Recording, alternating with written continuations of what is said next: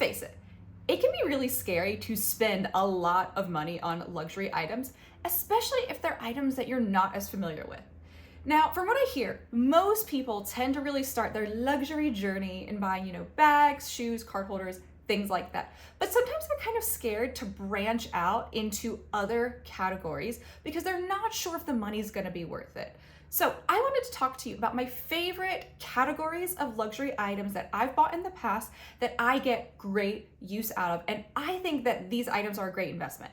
Now, I'm not talking about investment in terms of being able to sell it in the long run. I'm talking about investment in the fact that I'm getting a low cost per wear, which is great for girl math, right? Because if you get it down to low enough in terms of cost per wear, it's essentially free, right? Now, starting out with the first item that I have gotten an incredible cost per wear out of every time I've bought something that fits this criteria, and it is a nude heel. I mean, just to show you a few examples of great staple nude heels that I have, these are Valentino rock studs, not like the typical rock stud that you think of with all the, ornamentation down here, but it's just like a simple nude heel with rock studs on the back. I love these. I wear these all the time. And honestly, look at how well that they have maintained over time, considering the fact that they're patent leather. These are incredible shoes. Also, I've got my Christian Louboutin Arizas that are amazing. I wear them all the time. In fact, I wear them so much, you can even see that the backs of them have been chewed up a little bit. But these are great when they match with so many different things. And if for some reason you're not really into closed-toed nude heels, open ones work great too, and I get great cost per wear out of those also. So for instance, I've got this one pair here of quilted Chanel peep toe pumps that have this ankle strap on them. I wear these for a lot of more ladylike occasions. Obviously my Chanel shoes are very expensive, so I don't wear these if I'm going out to the club.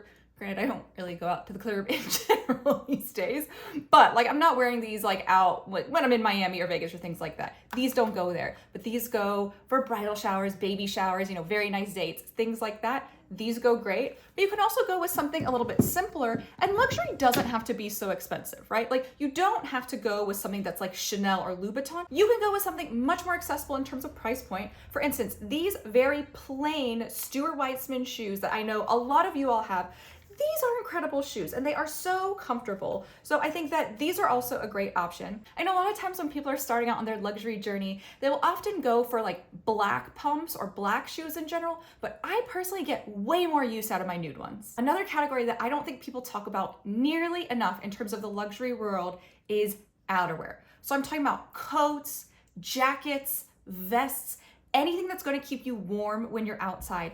These are a great investment because not only do people in cold weather months, do they wear coats and jackets every single day, so you're never going to get a great cost per wear, but because these are often made out of thicker, more durable fabrics, they are going to last for years. Coats have a lot of longevity, and these are things that can often even be passed down if you're someone that's into things like this.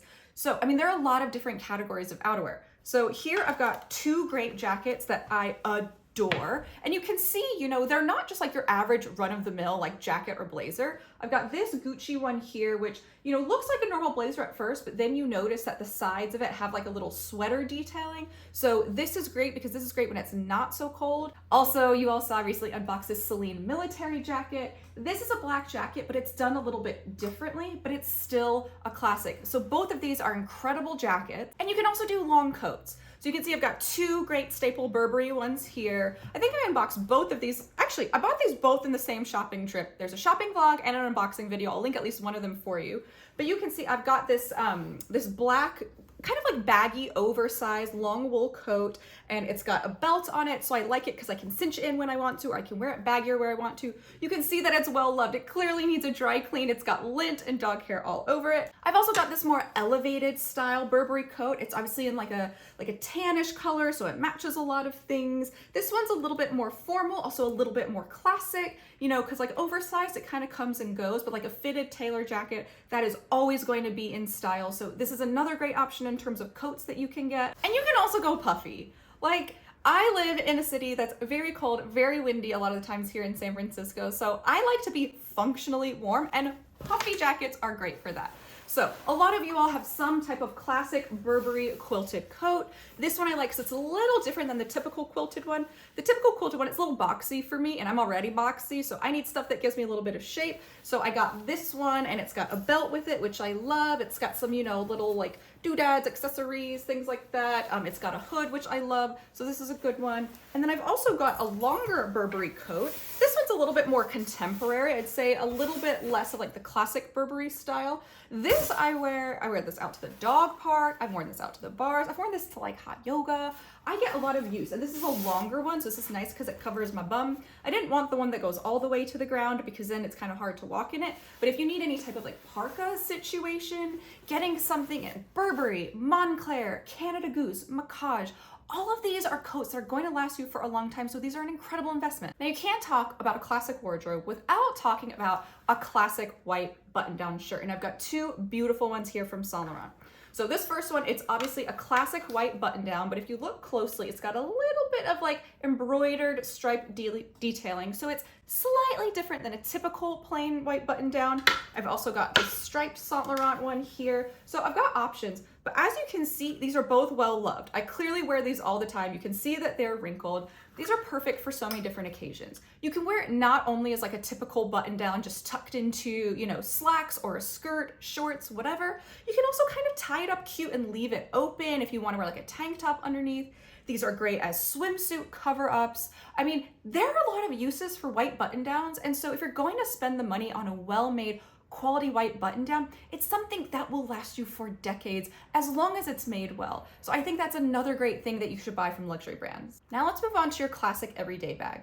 Now, what qualifies as an everyday bag really varies from person to person. But for me, I'll give you some examples of ones that I've gotten great use out of because they're right for my lifestyle.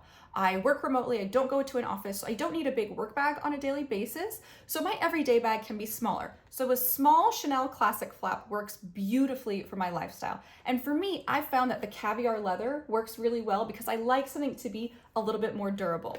And so in similar fashion, because I love the small Chanel classic flap, you could also understand that I may also like the mini rectangle Chanel classic flap. Now here, obviously, I went with both caviar and lambskin, and I will tell you, I kind of regret the decision about making an everyday bag a lambskin one because you can see a lot of wear and tear on this one. It's not looking so good, but the caviar one is looking stunning. So these are really good ones. And also you'll kind of notice a lot of the colors I have are everyday colors, but you can always do a pop of color. For me, even though this is a pop of color, this does match with a lot of things in my wardrobe, so I am still getting a lot of use out of it. But I also like to kind of like venture out sometimes and do something a little bit different. So you all have recently seen one of my obsessions, you know, within the past year has been my Claude Celine shoulder bag. This is another great one. Clearly I've got a type. For me, it's a rectangle shoulder bag that works really well. For you, it might be something different. So just find the everyday bag in the right colors and materials that works for you, and that's gonna be an incredible investment. And on a related note, in addition to handbags, another great luxury item that I have found I get daily use out of, so I've got that cost per wear down to be next to nothing at this point, are card holders. And again, I kind of try and go for the same thing that I do in my handbags. I go for a style that works for me, and I also try and go for materials that work for me. So you can see that this Chanel one that I have here, it does obviously match the Chanel bag that I showed you, but I've gotten this in caviar leather. And I've also talked about how I've passed on card holders that do match a Chanel bag that I'm buying, because if it's in lambskin, I know it's going to get beat up. So I really try to stick with caviar when I'm doing Chanel ones. Also with this Ferragamo Gancini one, you can see that this one is textured leather. So this is another one that's worked really well for me, and it is in a beautiful color that I love. It does also match another handbag that I have. So card holders are a great way to go, and they're also not so expensive relative to some of the other things we've talked about. A card holder costs way less than a handbag. It costs way less than a coat or something like that. So if you're also just looking to like first dip your toe into luxury and see if luxury items are worth it for you, I think a card holder is a great way to start. Now this next item a lot of people might not think of in terms of a good luxury investment, but I am telling you, ever since I've gotten this, I have gotten so much use out of it, and it is a luxury swimsuit. So I have one here from Burberry, if I can untangle it. It is obviously just like this little like triangle bikini. And I think that this has been such a great purchase for me for a lot of different reasons. One, it is a string bikini. And so if you don't like bikinis in general, that's not gonna work for you. But think about it if it's like a one piece or whatever. String, I think, works well for me because my weight fluctuates a little bit. You know, I go up and down within like a 15-pound range, which is so annoying, and I need to kind of get that in check. But it does. So for me, I personally would not purchase a luxury bathing suit that is not adjustable. So this is adjustable both from the sides here and then also on the top here. So, you know, it will grow with me and it will evolve with me as my weight changes over time. Also, I think this is a great one because it's got the iconic Burberry print, but not in a way that's kind of overtaken the swimsuit. It's just a touch, right? Just a little eyedropper of logo, if you will. And so for me, whether we're in a quiet luxury time or if we're in a logo forward time, this one kind of works both ways. And then also because it's white, for me, I love a white swimsuit. I've noticed that with like a lot of other brightly colored swimsuits, ones that are heavily patterned, ones that have a lot of different like texture and different types of overlaid materials on them, they don't look so good under clothes, but like a plain string triangle bikini is what works well for my lifestyle. But I would say obviously that's not what would work for a lot of you all. So just think about the type of swimsuit that tends to be your go-to. After a few years, we all know what kind of swimsuit looks right on our specific body type. Go and find that, like in an iconic style from one of these luxury designers. I know that Dior does a lot of swimsuits, Fendi does swimsuits, Hermes does them too, but I will say, I've tried to buy an Hermes swimsuit forever. They never have like the matching pieces in stock. So for me, you know, it's really hard to get one from Hermes, and I'll say the Chanel ones sell out like right away. So those ones are also really hard to get your hands on unless you're a VIP, which I am not. And finally, another category of luxury item that I think works great and I've gotten a lot of use out of, even though I didn't in the beginning, and I'll explain this, are sweaters. So I've talked about this video. In fact, I think I even listed it in like a worst purchase video. And if I still have links left, I'll link the video for you. This is a crew neck Hermes sweater that's got, you know, H's, you know, embroidered within it.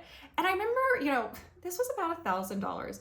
And so that was a lot of money to spend on a sweater. Like at the end of the day, that is very expensive. And I thought originally at first that I would get good use out of it because it's a classic style. But I got way too precious after I got it and I wasn't wearing it because it was $1,000 sweater. And so it was just sitting there unused in my wardrobe. And I just at one point realized, I was like, Lily, this is ridiculous. Even though it's $1,000 sweater, it's just like any other sweater. You just need to start wearing it. And honestly, I'm so glad I did. Look, you can see dog hair and lint all over it, in fact, on both of these sweaters. But I have gotten so much use out of this since I just decided to start wearing it. And it's a classic piece. When do you not need in the wintertime a black crew neck sweater, especially one that keeps you as warm as this one does?